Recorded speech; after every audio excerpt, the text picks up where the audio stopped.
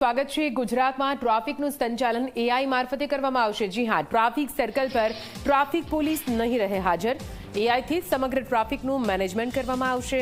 ગાંધીનગરમાં ટ્રાફિક સિગ્નલનું સંચાલન એઆઈથી થશે। પીડીપીયુ રોડ પર લાગ્યા છે એઆઈ આધારિત traffic signal. AI controller real ટાઈમમાં વાહનોની સંખ્યાનું વિશ્લેષણ કરશે। સિગ્નલ કેટલા સમયમાં ખુલવું તેનો નિર્ણય પણ એઆઈ જ લેશે। તો ટ્રાફિકની ગીચતા મુજબ સિગ્નલના સમયમાં ફેરફાર કરવામાં આવશે। વાહન ચાલકોને જંકશન પર બિનજરૂરી ઊભા રહેવું નહીં પડે। ગુજરાતમાં પ્રથમવાર જંકશન પર એઆઈ સાથે એલ્યુમિનેટેડ એલઈડી કન્ટિલીવર સિગ્નલ પોલ્સ લગાવવામાં આવ્યા છે।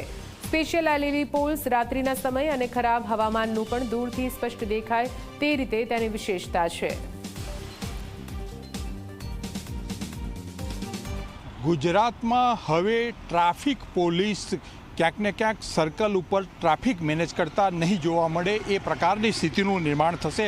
કારણ કે હવે ટ્રાફિક પોલીસમાં પણ એઆઈ આવી ગયું છે। અત્યારે આપણે જ્યાં ઊભા છે એ રાયસણ પીડીપીયુ રોડ ઉપરનું આ એઆઈ જનરેટ કરતું ટ્રાફિક સિગ્નલ છે। અહીંયા તમામ કામગીરી જે છે એ એઆઈ દ્વારા કરવામાં આવી રહી છે અને સ્વાભાવિક છે કે ગુજરાતનું જ નહીં પણ દેશનું પણ પહેલું આ એઆઈ સાથેનું ટ્રાફિક સિગ્નલ છે। અત્યારે પ્રાયોગિક ધોરણે ગાંધીનગર મહાનગરપાલિકા દ્વારા આ સિગ્નલ ઊભું કરવામાં આવ્યું છે। આમાં એઆઈની જે કામગીરી છે એની ઉપર કેમેરો લગાવ્યો છે। કેમેરાની જે કામગીરી છે, રોડ ઉપર વાહનોનું કેટલું ભારણ છે અને એનું સંચાલન કેવી રીતે કરવું, કયો રોડ ખોલવો અને કયો રોડ બંધ કરવો, એ તમામ સિગ્નલો એઆઈ જનરેટ દ્વારા કરવામાં આવી રહ્યા છે। સ્વાભાવિક છે કે આ પ્રકારની કામગીરી કરતાં ટ્રાફિક પોલીસનું ભારણ પણ ઘટશે અને ભવિષ્યમાં એવું કહી શકાય કે સર્કલો ઉપર ટ્રાફિક પોલીસ નહીં જોવા મળે, કારણ કે તમામ કામગીરી છે એ એઆઈ દ્વારા કરવામાં આવશે। આ સિગ્નલની બીજી વિશેષતા એ પણ છે